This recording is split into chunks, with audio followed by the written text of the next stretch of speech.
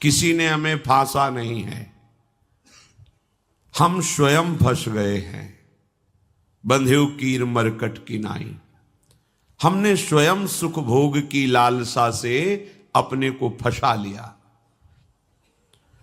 अब वास्तविक सुख क्या है, चरम सुख क्या है, हमारी आंतरिक मांग क्या है, ये हम नहीं जान पा रहे। बस सामने दृश्य को देखा और टूट पड़े, सुख भोग लेंगे, हम सुखी हो जाएंगे। ये भ्रम है। तुम किसी प्रकृति जनित रचना से कभी सुखी नहीं हो सकते, क्योंकि तुम परमात्मा अंश हो, तुम अपने अंशी की खोज कर रहे हो। भ्रम से तुम नाना प्रकार के दृश्य पदार्थों में, परिवर्तनशील नाशवान पदार्थों में अपनी मांग पूरी करना चाहते हो, नहीं हो सकती। क्यों? क्योंकि तुम चिदानंद अंश हो, तुम्हें चिदानंद सुख चाहिए।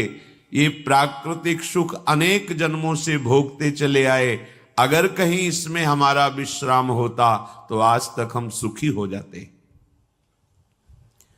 भगवत कृपा से संत समागम प्राप्त होता है, पर कैसी मलिनता बुद्धि की है कि संत समागम में जाकर के हम यही जानना चाहते हैं कि वो उपाय बताओ जिससे हमें मांगे हुए भोग प्राप्त हों।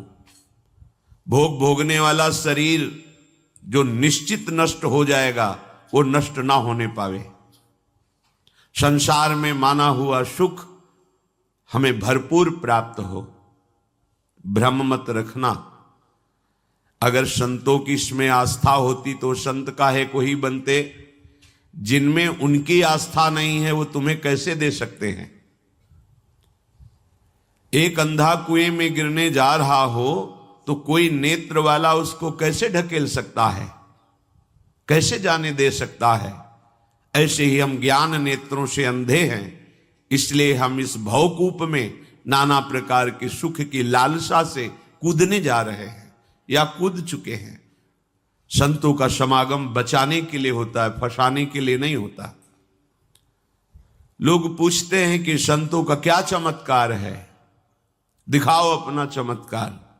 संतों का वास्तविक जो भगवत प्रेमी महात्मा है, उनका स्वाभाविक चमत्कार प्रकट होता है।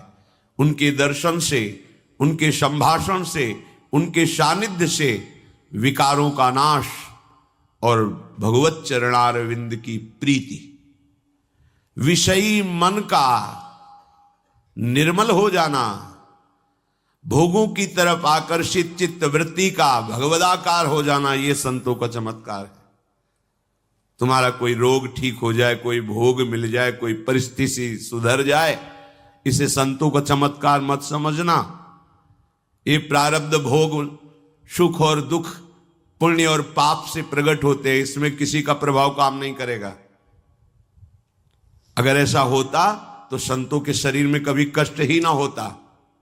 भ्रम में मत फंसो, भ्रम में मत फंसो कि कोई संत तुम्हारे शरीर को अजर अमर बना देगा, तुम्हें भोगों की बाहुल्यता मिल जाएगी। व्यर्थ में भाग दौड़ बंद करो।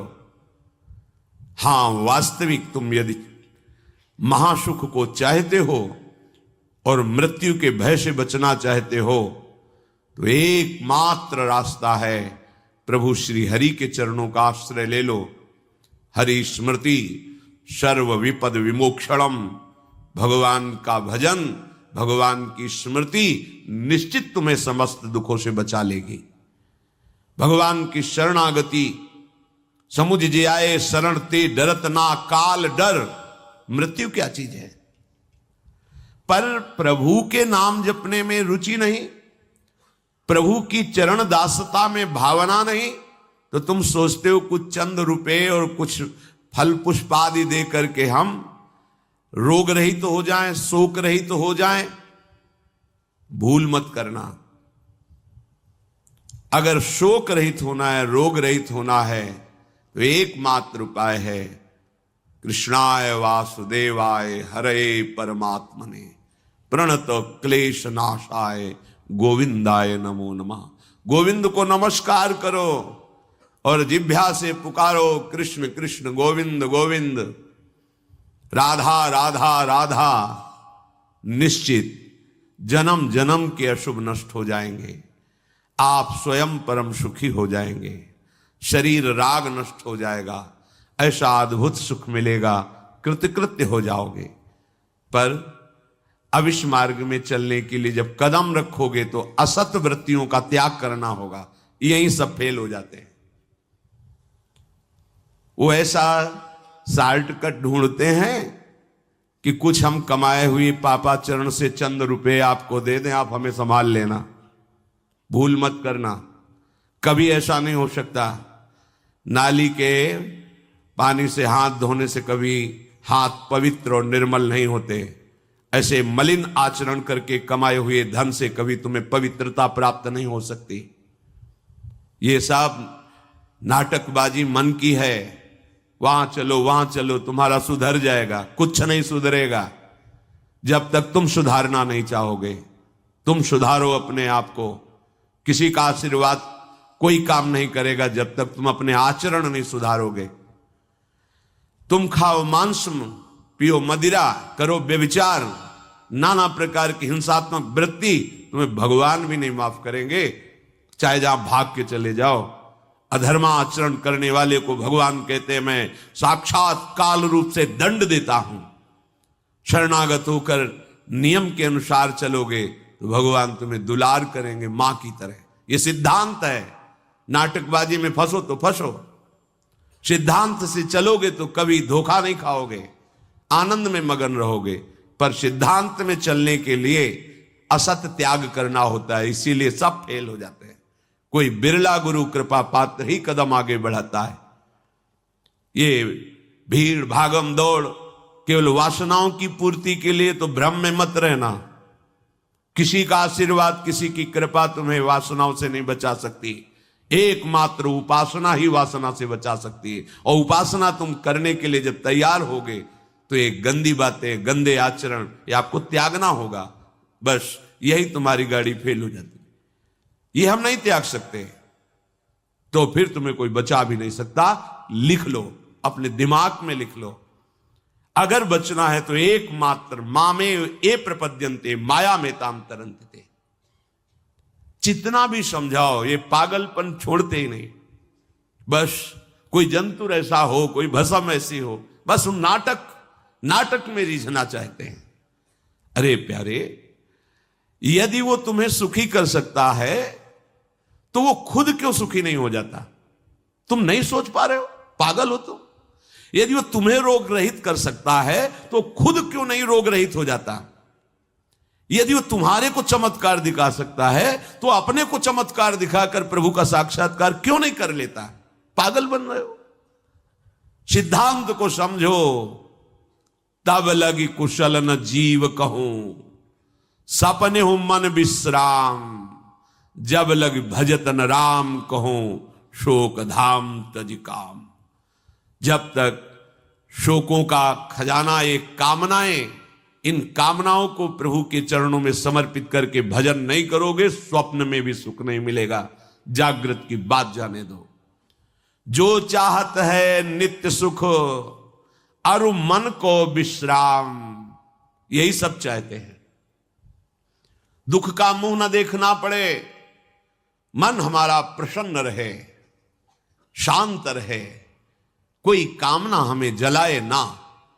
हां, है मार्ग। हित ध्रुव हित सो भजत रहो, पल पल श्यामा श्याम श्यामा श्याम श्यामा श्याम।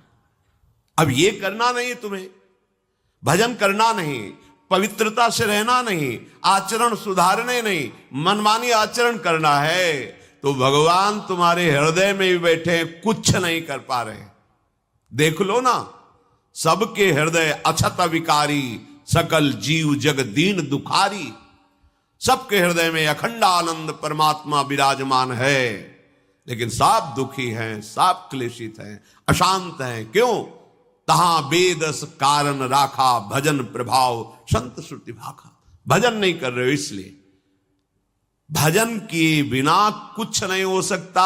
मान लो हमारी बात, कहीं भागने की जरूरत नहीं। राधा राधा राधा सब ठीक कर देंगी लाडली जो, बड़ी करुणामयी है। यदि आप भजन नहीं करोगे तो वारी मथे घृत होए बरु सिकता ते बरु तेल, बिनु हरि भजन न भवतरी या सिद्धांत अपेल। इसे कोई काट नहीं सकता, अपेल सिद्धांत है। विनिश्चितम बदामि तेन अन्यथा वचांस में, हरिम भजन्ति ये नरा भवसागर तरन्ति ते। पानी को मथ करके बड़ा चमत्कार कर लो, घी निकाल लो, हो सकता है। बालू को पेर करके तेल निकाल सकते हो सकता है। असंभव को तुम ये संभव कर सकते हो, पर भजन के बिना तुम दुख से निवृत्त नहीं हो सकते। गोस्वामी जी का ये अटल विश्वास, महापुरुषों का अटल विश्वास, शास्त्र का अटल आदेश, बिना भजन किए तुम्हारे अशुभ कर्म नष्ट नहीं होंगे, और अशुभ कर्म नष्ट हुए बिना तुम सुखी नहीं हो सकते। सिद्धांत से चलोगे तो सुखी हो जाओगे, नहीं भटकते घूमोगे, पूरा जीवन नास्तिकता और अश्रद्धा में उतर जाएगा। सिद्धांत से चलोगे तो कृतकृत्यता का अनुभव होने लगेगा, और नाच नाच कर कहोगे वाह, संत समागम का क्या फल होता है, ये मैं पा गया। पायो जी पायो मैंने, राम रतन धन पायो। मारा घूम रहा है जीव, कोई औषधि मिल जाए, कोई भस्म मिल जाए, कोई जंतुर बांध दे, कोई आशीर्वाद दे दे, अरे पागल हो। तुम्हारे कर्म ही तुम्हें दंड देंगे, तुम्हारे कर्म ही तुम्हें सुखी करेंगे। हां, हम कैसे अपने कर्मों को सुधारें, यह है संत समागम। आप अपने द्वारा अपना उद्धार कीजिए, कोई तुम्हारा उद्धार नहीं कर सकता। उद्धार की युक्तियां, उद्धार का मार्ग, उद्धार के सिद्धांत और सहयोग, ये संतों से प्राप्त होता है। आशीर्वाद से उद्धार नहीं होता, आशीर्वाद से सुख दुख की निवृत्ति नहीं होती, वो ज्ञान से होती है। उसके लिए आपको भजन करना पड़ेगा, सत्य आचरण में चलना होगा, दुख को सहना होगा, सुख को दबाना होगा, उसमें अभिमान करके फूलना नहीं होगा। तब आप उस महासुख में पहुंचोगे जिसे चरम अवस्था का सुख कहते हैं। संत समागम दुर्लभ इसी बात के लिए है। इसका मतलब ये नहीं छूछा करके तुम्हारे दुखों का नाश हो जाएगा। भाग लो, पूरे ब्रह्मांड में जाओ, अगर कहीं सुखी हो जाना तो बताना हमें आके। समझना ही नहीं चाहते। भगवान कृपा करके बोल रहे हैं, औरों की तो बात क्या है, अब समझ लो। श्री भगवान कह रहे हैं, इदं तुते गृहतमं प्रवक्ष्याम्यनसूयवे, ज्ञानम विज्ञान सहितम यज्ञात्वा मोक्ष से अशुभात्। हे अर्जुन, ये मैं तुम्हें बहुत गुह्य बात कह रहा हूं। क्या होता है जब हृदय की बात कुछ कहने को आती है तो बार बार कहा जाता है कि आप अन्यथा मत सोचना, सत्य सत्य सत्य कह रहा हूं, ये बात तुम केवल समझ लीजिए। मतलब वो विवश होकर अपने हृदय की बात तुम्हें दे रहे हैं, जो छुपाए रखे जीवन भर वो तुम्हें दे रहे हैं, पर अनाधिकारी होने के कारण वो बात पकड़ नहीं पाते। संतों की बात में ही तुम्हारा कल्याण छुपा हुआ है। उनकी बात मान लो, फिर आप देख लो कैसे आपकी अध्यात्म उन्नति होती है। आप जो भी करेंगे वो अहम की धरा से होगा। अहम की धरा लोक लोकांतर तक ले जा सकती, लेकिन जीवन मुक्त नहीं कर सकती। जीवन मुक्त होने के लिए अहम का विसर्जन चाहिए। वो होता है गुरु कृपा से, संतों के वचनों से। विश्वास कीजिए, बिना संत वचन, गुरु वचन पर चले कोई जीवन मुक्त नहीं हो सकता। अगर जीवन मुक्त नहीं हुआ तो सब किया कराया माटी हो गया। चाहे ब्रह्म लोग जाओ, चाहे स्वर्ग लोग जाओ, आना तो यही पड़ेगा लौट के। तो फिर क्या हुआ, एक विशाल स्वप्न सुखद समझ लो, जगे तो फिर वही मृत्युलोके विशंति। भगवान कह रहे मैं बहुत गुह्य बात बता रहा हूं, अत्यंत गोपनीय बात, गोपनीय जो अभी तक छुपाए रखा है हृदय में। ये जो ज्ञान सहित विज्ञानानंद घन का मैं तुम्हें वर्णन करूंगा, ये अनुसूयवे, दोष दृष्टि से जो रहित है वही समझ पाएगा। दोष दृष्टि से रहित, जब भगवान अवतार लेते हैं तो मनुष्य जैसी लीला करते हैं। यही सुख देने के लिए तो वो अवतरित हुए, अपनी महिमा से घटे हैं, उतरे हैं। अवतार का मतलब होता है अपनी महिमा से उतरना। भगवान की जो अनंत महिमा है उससे उतरते हैं, हम उनको देख पाएं, उनसे बात कर सके, उनके साथ खेल सके। वो ऐसे उतरकर हमारे समान लीला करते हैं। उनकी लीला को देख करके अगर किसी को दोष दृष्टि होती है तो बोले इस गुहितमम के सुनने का अधिकारी नहीं।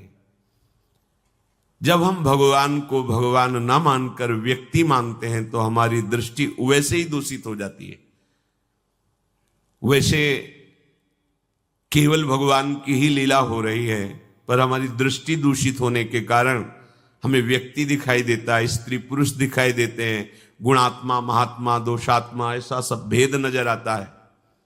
पर यहां जो भगवान कह रहे कि जो मेरे पर दोष दृष्टि ना रखता हो,